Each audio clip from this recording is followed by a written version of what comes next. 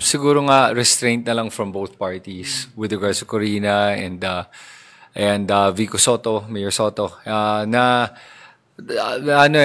think there's a bigger problem that we're facing. And I'm not trying to parang marginalize yung nagawa o hindi nagawa ni Julius Baba or Corina Sanchez. Again, I think it was done in good faith. I don't think they did anything maliciously bad. I think it was a bad judgment more than anything.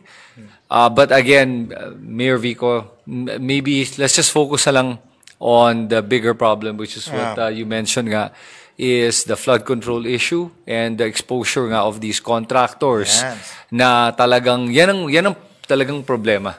Yun ang talagang problema. As for journalists, ito lang masasabi ko. There are journalists na nagtatanggap, may ibang hindi. And that's just the nature of things. There is a red line or that everyone has to ask themselves, ano ba yung aking red line?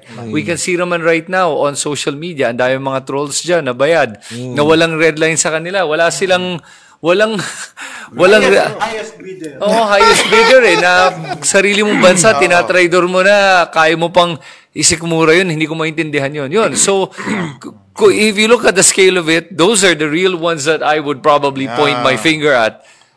What they did, I don't think it was, I really didn't think it was a big deal. Yun lang.